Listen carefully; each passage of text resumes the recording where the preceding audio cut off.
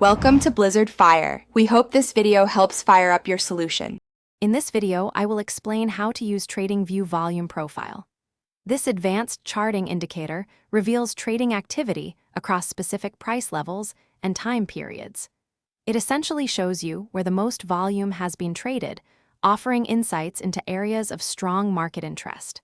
Understanding this tool is crucial for identifying significant price zones. Adding the volume profile to your TradingView chart is straightforward. First, open the chart for the financial instrument you wish to analyze. Next, locate the drawing tools on the left-hand side of your screen. Select the Fixed Range Volume Profile tool. Then, simply click and drag on your chart to define the specific price range you want to analyze, and the profile will appear. Interpreting the volume profile data provides valuable insights.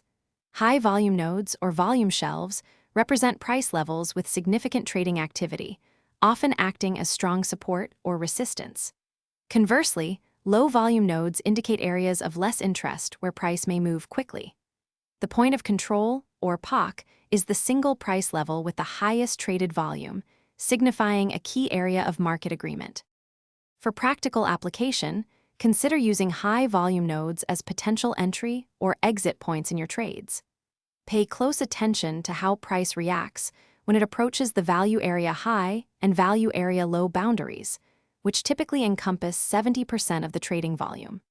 For enhanced accuracy, always combine volume profile analysis with other technical indicators to confirm your trading decisions. Thanks for watching. If you found this helpful, don't forget to like and subscribe.